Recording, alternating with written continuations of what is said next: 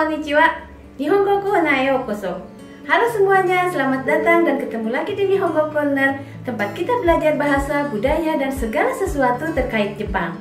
Dalam video kali ini saya akan membahas tentang ukemi atau kalimat pasif dalam bahasa Jepang. Kalimat pasif atau ukemi di dalam bahasa Jepang mempunyai karakteristik yang khas. Bukan hanya sekedar menukar posisi subjek menjadi objek dan objek menjadi subjek. Ada beberapa hal yang harus kita perhatikan pada saat membuat kalimat pasif atau ukemi dalam bahasa Jepang. Yang pertama adalah bentuk verba. Yang kedua, kata bantu yang dipakai. Yang ketiga, bentuk nomina, apakah nomina bernyawa atau nomina tidak bernyawa. Karena dalam kasus-kasus tertentu, nomina tidak bernyawa tidak bisa dipakai sebagai subjek. Yang keempat adalah pengaruh yang dirasakan atau didapat akibat perlakuan dalam kalimat tersebut. Perubahan verba ke dalam bentuk pasif ya diubah berdasarkan kelompok kata kerjanya. Kita lihat di sini kata kerja golongan 1 atau kelompok 1 yaitu yang berakhiran u, su, ru, bu, nu, mu, ku, busu ya. Kita lihat belajarnya kita dengan huruf romaji atau dengan huruf hiragana.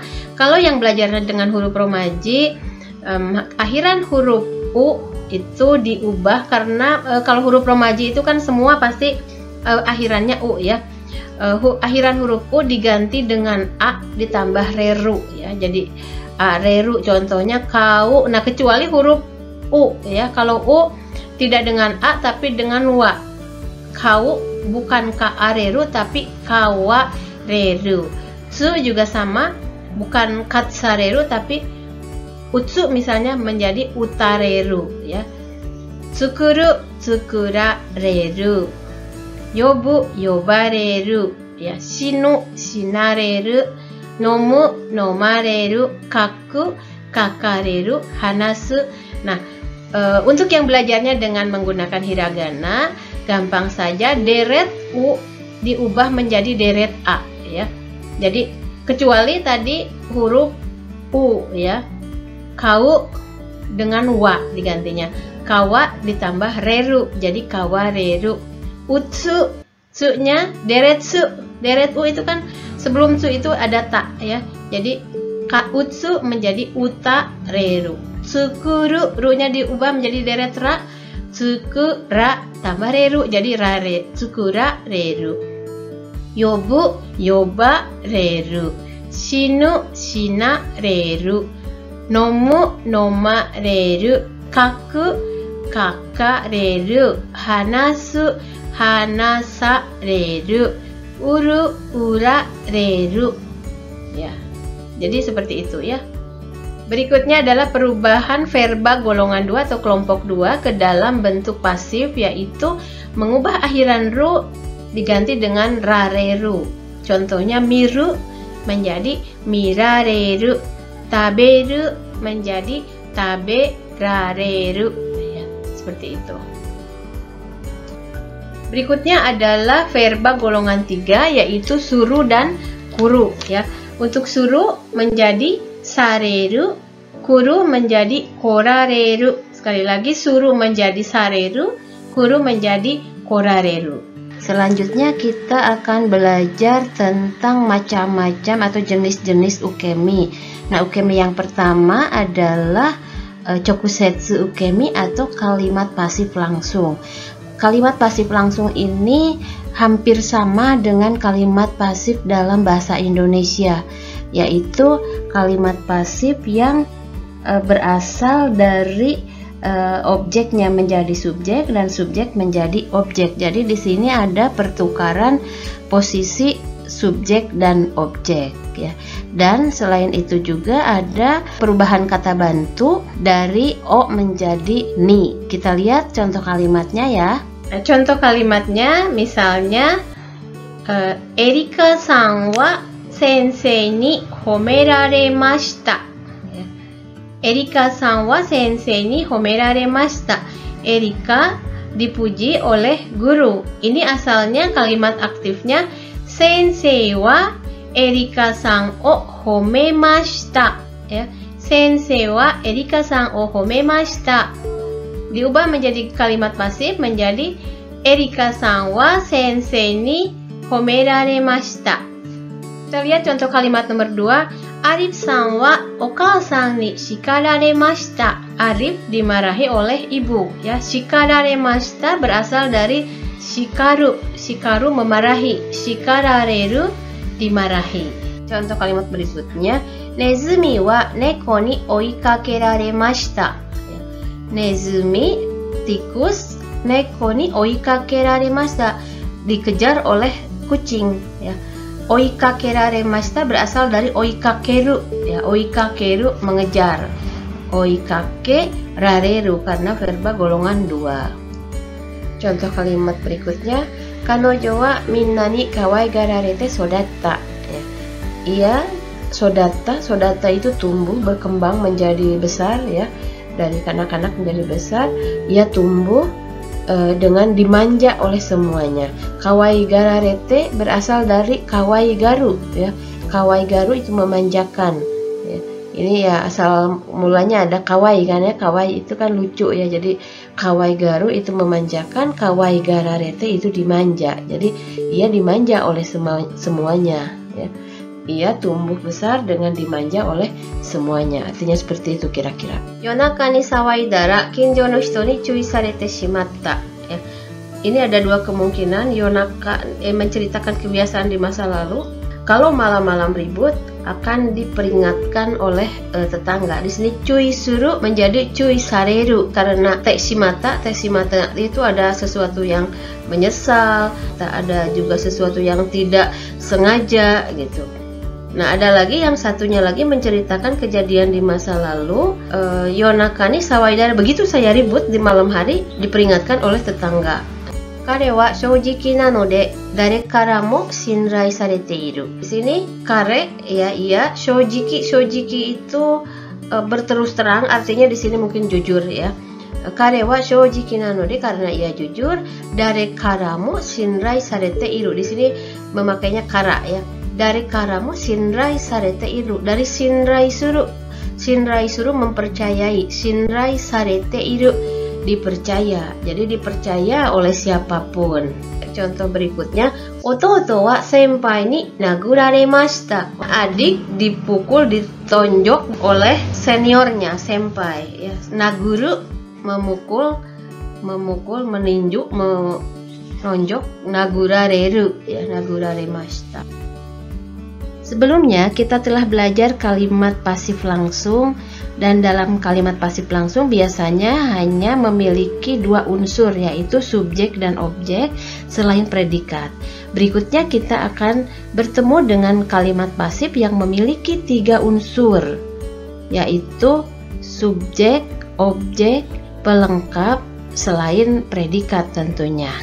Kalimat pasif yang sudah kita pelajari sebelumnya adalah kalimat pasif nomor 2a, yaitu contohnya Hanako wa Jiro ni yobaremashita, atau Hanako dipanggil oleh Jiro, dan itu berasal dari kalimat aktif nomor 2, yaitu Jiro sang wa Hanako sang o yobimashita. Jadi di situ ada dua unsur, yaitu Jiro dan Hanako. Nah, sedangkan yang saya maksudkan memiliki tiga unsur adalah kalimat yang ada di nomor 1 ya. Di situ dalam kalimat aktifnya Jiro meminta Hanako berbelanja ya. Di situ ada Jiro, Hanako, dan berbelanja. Kalau meminta itu kan predikatnya disimpan di akhir nanti. Nah, jadi inilah yang membedakan aturannya dengan kalimat pasif yang seperti yang sudah kita pelajari. Dalam chokusetsu ukemi atau kalimat pasif langsung, biasanya terjadi pertukaran posisi subjek menjadi objek dan objek menjadi subjek, serta perubahan kata bantu dari o menjadi ni, seperti di contoh kalimat nomor 2 ya. Dalam kalimat aktifnya Jiro-san wa Hanako-san o yobimashita. Nah, di dalam kalimat pasifnya Jiro berubah menjadi objek ya, Hanako menjadi subjek. To Hanako-san wa Jiro-san ni yobaremashita. Di situ o berubah menjadi ni. Nah, sedangkan di dalam kalimat yang memiliki 3 unsur tadi, seperti dalam contoh kalimat nomor 1 dan 1A, tidak terjadi perubahan kata bantu dari o menjadi ni. Kita lihat contoh kalimatnya.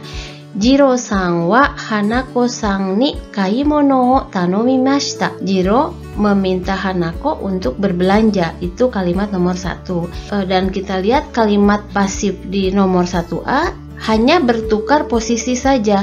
Jiro-san wa Hanako-san ni, dan menjadi kalimat pasif Hanako-san wa Jiro-san ni kamimono o tanomimashita. Jadi di sini tidak terjadi perubahan kata bantu, ya, perubahan posisi terjadi, ya. Jadi Jiro yang tadinya subjek bertukar dengan Hanako, tetapi di situ kata bantu ni dan o masih tetap, tidak ada perubahan apapun. Yunus-san wa sensei ni kopi o tanomaremashita. Yunus diminta tolong menfotokopi oleh sensei. Jadi di sini tanomaremashita berasal dari tanomu, meminta tolong.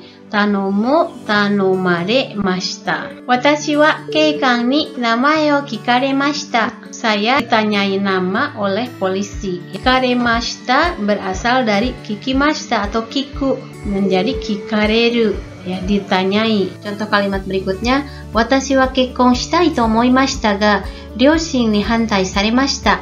Saya bermaksud menikah tetapi ditentang oleh orang tua. Hantai suru itu menentang, ya, tidak menyetujui.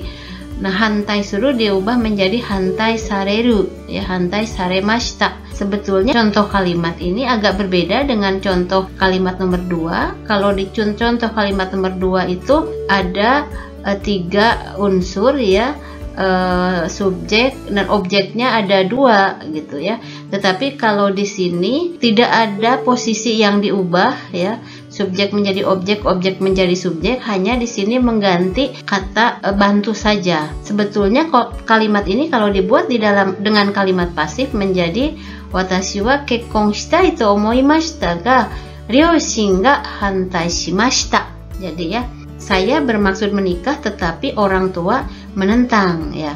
Nah, di sini tidak ada penukaran posisi, hanya perbedaannya kata bantu ga dalam kalimat aktif berubah menjadi kata bantu ni, ya. Apa bedanya antara ryoshin ga hantai shimashita dengan ryoshin ni hantai saremashita? Nah, dari keadaannya, dari isi maksud dari kalimat tersebut tidak ada yang beda, hanya hantai saremashita lebih fokus kepada kondisi ditentangnya. Tapi kalau ryoshin ga hantai shimashita, di situ posisi orang tuanya itu juga dikedepankan. Kalau hantai saremashita itu lebih ke hasilnya atau kondisinya sekarang ditentang, itu yang lebih fokus. Jadi di sini bedaannya terletak pada mana yang disorotinya, mana yang difokuskannya. Jadi apa kalau kata dalam bahasa Jepang, doko ni shiten o okuka, ya. Jadi diletakkan di mana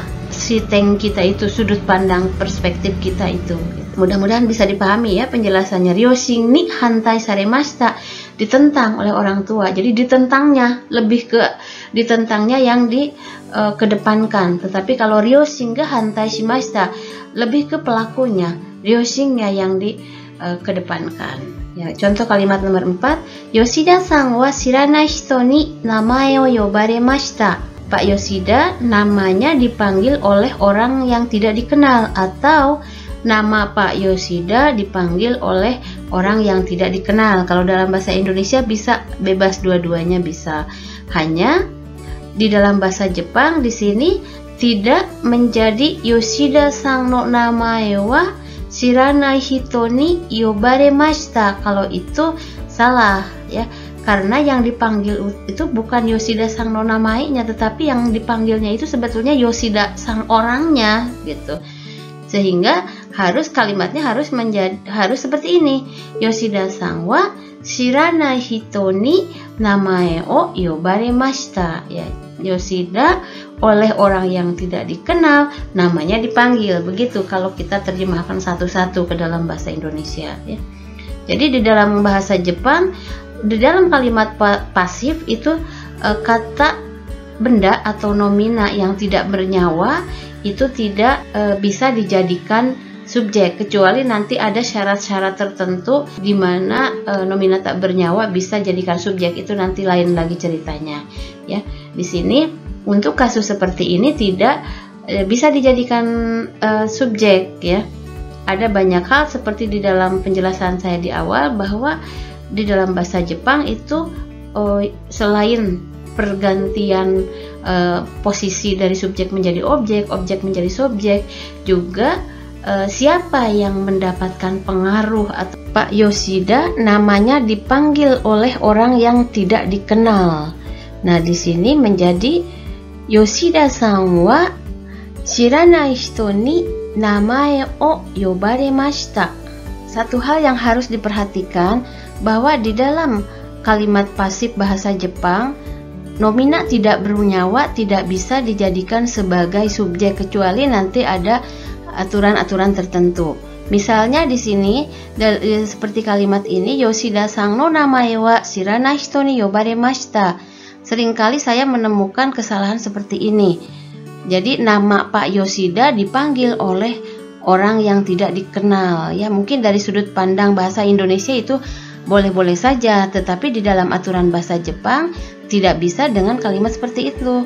Kenapa? Karena di sini Yoshida-san no namae, namae itu adalah bukan nomina bernyawa ya, tapi nomina tidak bernyawa. Jadi tidak bisa dijadikan subjek. Oleh karena itu, yang tepat adalah yang seperti kalimat sebelumnya, yaitu Yoshida-san wa shiranai hito ni namae o yobaremashita. Contoh kalimat berikutnya, watashi wa kanojo ni denwa bango kikaremashita. Saya ditanya nomor telepon oleh dia. Urutannya, watashi wa kanojo ni, saya oleh dia, denwa bango o kikaremashita, ditanyai nomor telepon. Kalimat pasif selanjutnya adalah nani nani wa dare-dare ni yotte ukemi. Dalam kalimat pasif seperti ini, nomina tidak bernyawa dapat dijadikan sebagai subjek, tetapi ada syaratnya. Syaratnya adalah verba yang menjadi predikatnya harus bermakna menciptakan, menghasilkan, menemukan subjek tersebut ya. Pelakunya harus diikuti oleh niyotte. Nah, contoh kalimatnya seperti ini. Denwa wa gurahamber niyotte tsukuraremashita.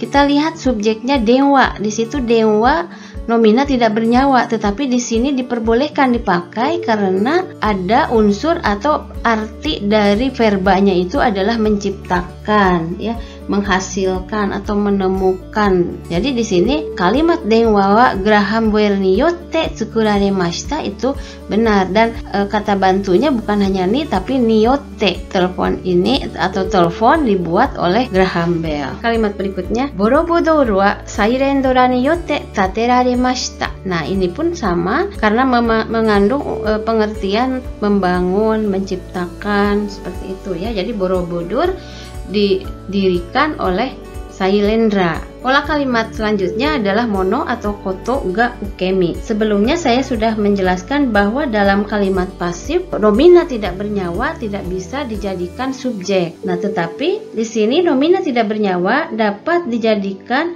atau dibuat menjadi subjek kalimat pasif apabila pelakunya tidak dimunculkan. Jadi kalimat ini lebih fokus kepada kejadian atau aktivitasnya saja. Jadi pola pasif ini cukup dengan subjek, ga, predikat, dan rareru ya. Kita lihat contoh-contohnya. Contoh kalimatnya, 8月にバンドンでスマッシュのコンサートが開かれます。Konser Smash akan diadakan di Bandung pada bulan Agustus.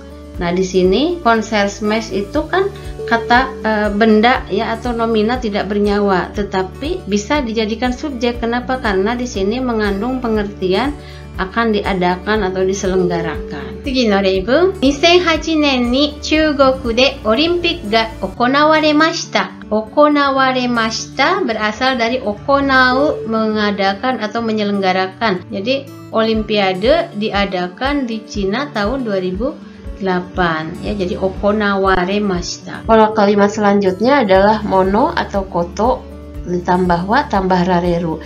pola kalimat ini hampir sama dengan pola kalimat sebelumnya, di mana lebih memfokuskan kepada kejadian tanpa menunjukkan siapa pelakunya. Hanya perbedaannya subjek dianggap sebagai topik pembicaraan, sehingga partikel yang digunakannya bukan ga tetapi wa. Kita lihat contoh berikutnya. Nyugaku shiken no kekka wa shinbun de happyou saremasu ka? Ya, nyugaku shiken itu ujian masuk ya. Nyugaku shiken no kekka wa apakah ya hasil ujian masuk ini shinbun de happyou saremasu ka? Apakah hasil ujian masuk akan diumumkan di koran? Jadi happyou saremashita asalnya dari happyou suru, yang di ukemikannya atau dipasifkannya adalah suruhnya menjadi sareru, jadi saremasu ka. Selanjutnya, Saka Euro Cup wa Swiss de okonawarimashita. Sepak bola Euro Cup diadakan di Swiss. Nah, di sini Saka Euro Cup-nya dijadikan sebagai topik pembicaraan, sehingga di sini memakai kata bantu atau partikel wa. Pola kalimat selanjutnya adalah nomina, bisa mono atau koto wa ditambah ukemi dalam bentuk teiru. Pola kalimat ini verba bentuk pasif selalu digunakan dalam bentuk teiru ya. Pelaku bisa dihilangkan atau bisa juga dimunculkan, jadi bisa dua-duanya ya. Pola kalimat pasif ini juga digunakan untuk menyatakan suatu keadaan yang sedang berlangsung dalam jangka panjang. Untuk lebih jelasnya, mari kita perhatikan contoh-contoh kalimatnya. Sukiyaki wa sekai de utawarete imasu. Sukiyaki dinyanyikan di seluruh dunia. Artinya di sini utawaremas itu biasanya oleh banyak orang, dan yang dinyanyikannya itu sesuatu yang terkenal. Tapi tidak bisa kalau misalnya kita mengucapkan kerinduan wa dianini utawarete imasu misalnya, tidak bisa karena saya bukan orang terkenal, seperti itu ya. Mungkin ada yang tahu sukiyaki, lagu sukiyaki itu saya juga tidak tahu kenapa ini namanya jadi sukiyaki. Yang lagu begini, ue o muite aruko namida ga koborenai yoni, yang itu. Silakan teruskan sendiri nyanyinya. Jadi dalam kalimat ini verba dalam bentuk ukemi selalu dibuat dalam bentuk teimas. Ini menunjukkan bahwa suatu keadaan ini sedang berlangsung dalam jangka waktu yang lama. Di sini sukiyaki wa sekai de utawarete imas, artinya sukiyaki ini dinyanyikan di seluruh dunia dan terus gitu, bukan hanya satu periode saja, bukan hanya satu titik waktu saja, tetapi dalam waktu yang panjang. Contoh kalimat selanjutnya, Bandung wa kota kembang to iwarete imasu. Jadi di sini berbeda dengan tadi memakai bentuk teimas ya. Bandung disebut kota kembang to iwarete imasu. Iwareru asalnya dari iu perubahannya menjadi wa ya, iwareru. Contoh kalimat selanjutnya, Koran wa iro-iro na kuni no kotoba ni hongyaku sarete imasu. Al-Quran diterjemahkan ke dalam berbagai bahasa. Di sini hongyaku sarete imasu atau verba bentuk rareru, bentuk ukemi-nya itu dibuat dalam bentuk teimas ya. Artinya bahwa ini sudah dalam keadaan Al-Quran itu diterjemahkan ke dalam berbagai bahasa, sehingga di sini memakai bentuk teimas. Nah, pola kalimat selanjutnya adalah nani nani kara tsukuru atau nani nani de tsukuru. Pola kalimat ini digunakan untuk menyatakan bahan dari suatu benda ya. Bisa diikuti oleh de dan bisa diikuti oleh kara. Perbedaan di antara keduanya adalah apabila kita menggunakan kara, bahan dasarnya atau bahan bakunya itu sudah mengalami perubahan dan sudah tidak kelihatan lagi bahan bakunya. Apabila kita menggunakan de, bahan bakunya itu masih kelihatan ya, tidak mengalami perubahan, masih tampak. Kono kusuri wa kusakara tsukuraremasu. Obat ini dibuat dari rumput, maksudnya di sini herbal mungkin ya, dari rumput. Di sini memakai kara karena bentuk asal atau bahan dasarnya dengan produk yang sudah dibuatnya itu sudah berubah, sudah mengalami perubahan. Jadi bentuk asalnya atau bahan dasarnya itu sudah tidak terlihat aslinya. Bata wa gyunyu kara tsukuraremasu. Butter dibuat dari susu ya. Di sini menggunakan kara karena bentuk asalnya susu dengan butter itu sudah mengalami perubahan. Jadi tidak kelihatan bentuk aslinya. Makanya menggunakan kara. Nah, selanjutnya batagor wa tofu to baso de tsukuraremasu.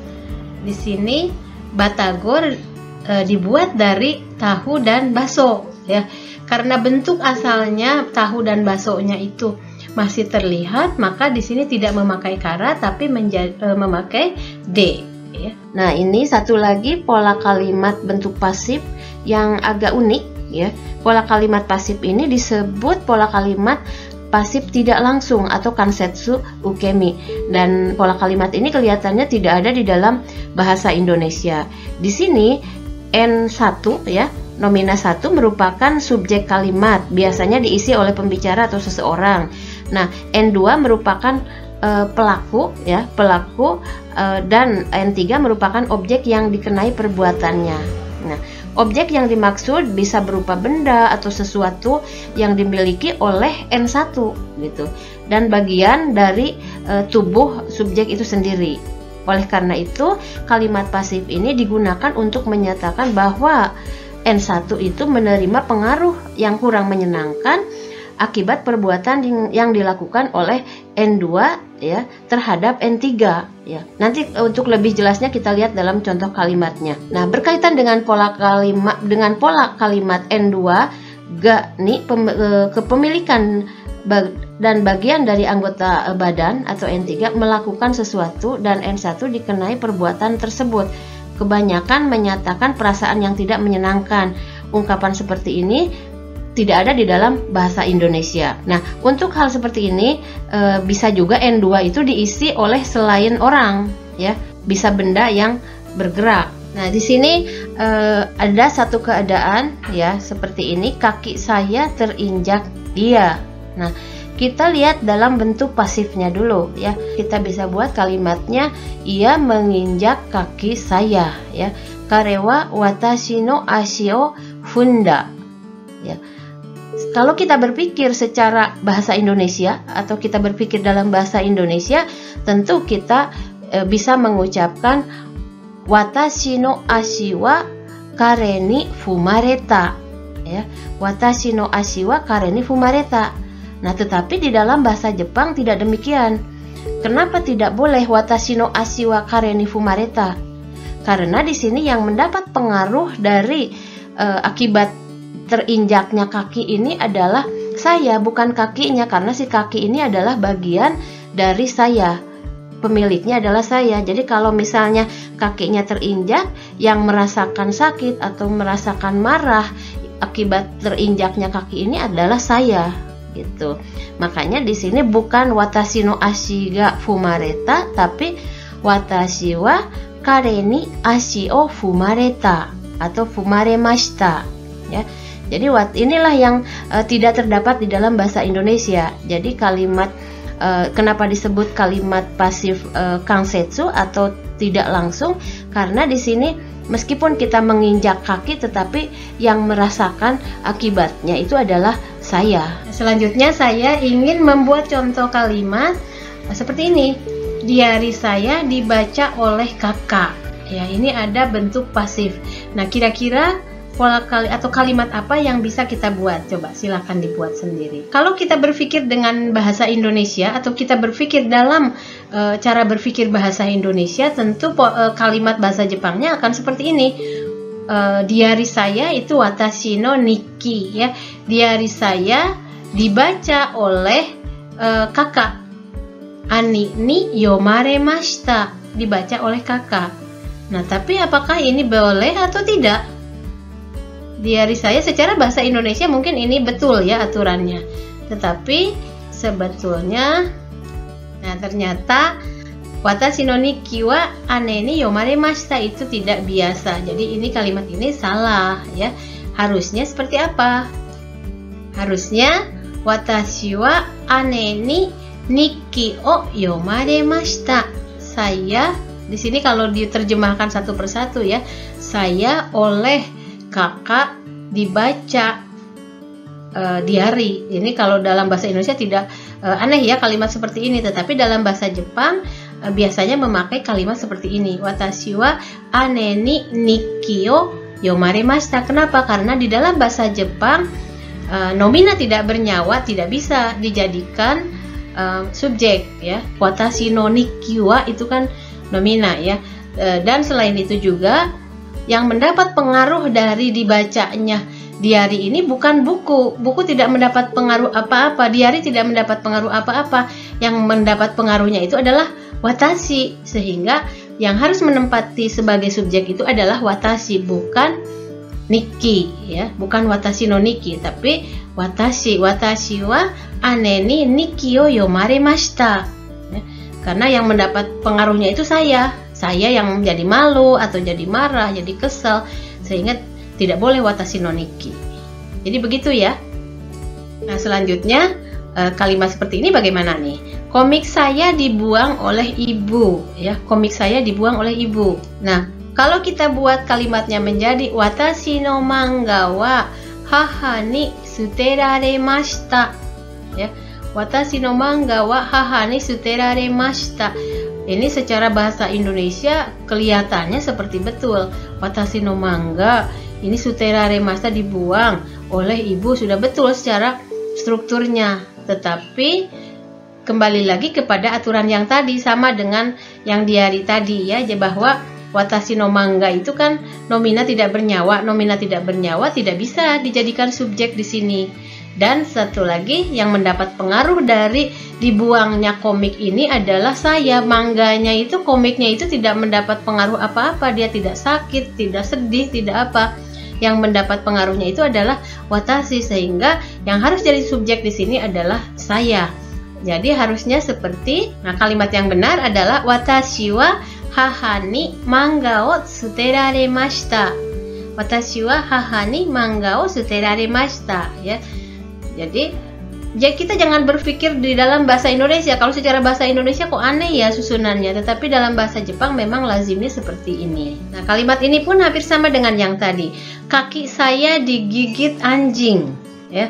Kaki saya digigit anjing. Yang digigit itu kan kaki ya. Nah, kalau kita buat kalimat watashi no ashi wa inu ni kamaremashita, kalimat seperti itu sama dengan yang tadi, itu kalimat yang tidak benar ya, karena di sini watashi no ashi, kaki saya, meskipun digigit itu yang merasakan sakitnya itu kan sayanya, bukan kakinya. Itu tidak, dia hanya bagian, dan kaki itu adalah bagian dari saya. Makanya tidak boleh watashi no ashi, tapi harusnya jadi kalimat yang benar adalah watashi wa inu ni ashi o kamaremashita. Watashi wa inu ni ashi o kamaremashita ya. Jadi inilah keunikan kalimat pasif bahasa Jepang ya. Jadi terkait di sini bukan hanya pemindahan subjek menjadi objek, objek menjadi subjek, tetapi ada hubungannya dengan siapa yang mendapatkan pengaruh atau akibat dari perlakuan yang ada di dalam kalimat tersebut. Pola kalimat selanjutnya adalah nomina plus ni ditambah verba jidoshi dalam bentuk ukemi atau bentuk pasif. Nah, pola kalimat ini merupakan pola kalimat yang unik ya, pola kalimat pasif yang unik dan tidak ada di dalam bahasa Indonesia karena ini berasal dari kalimat intransitif ya. Jenis pola kalimat ini digunakan untuk menyatakan bahwa subjek atau pembicara menerima pengaruh atau akibat ya yang tidak baik atau akibat yang tidak menyenangkan akibat peristiwa yang terjadi dalam kalimat intransitif tersebut. Kare wa okusang ni nigeraremashita. Nah, ini bentuk contoh lain dari keunikan kalimat pasif dalam bahasa Jepang ya. Nigeru itu kabur ya. Nigerareru kalau secara terjemahan langsung itu nigerareru dikaburi ya, dikaburkan atau dikabur. Itu aneh ya di dalam bahasa Indonesia ya. Jadi maksudnya di sini kare wa okusang ni nigeraremashita. Ia ditinggal kabur oleh istrinya ya, oleh istrinya. Jadi nigeru di sini, nigeru itu sebetulnya kosakata nigeru itu tidak bermakna negatif apa-apa, tapi dengan diubahnya ke dalam bentuk pasif, nigeru di sini menjadi memiliki makna yang negatif karena dia itu mendapat pengaruh dari si kejadian kaburnya ini ya. Kare wa akacang ni nakarete neraremasen deshita. Nah, di sini ia tidak bisa tidur karena kalau kita terjemahkan langsung itu ditangisi bayi. Maksudnya karena bayinya menangis ya. Akacang ni nakarete neraremasen deshita. Nah, disinilah keunikan lagi dari bahasa Jepang, dari kalimat pasif bahasa Jepang, bahwa kalimat pasif bahasa Jepang ini memiliki makna juga adanya higai atau kerugian atau sesuatu hal yang tidak diharapkan atau tidak disukai, konomasi kunai koto ya, itu nakarete, ditangisi ya. Di sini sebetulnya naku sendiri tidak bermakna merugikan atau tidak bermakna buruk, tetapi dengan diubahnya naku menjadi verba bentuk pasif, maka akan di sini berubah bahwa nakunya ini menyatakan merugikan gitu ya, sesuatu hal yang tidak diharapkan, tidak disukai ya, karena sedang tidur mungkin si bayinya menangis, entah bayinya dia atau bayinya siapa ini tidak bisa tidur karena ada bayi menangis gitu, seperti itu maksudnya ya.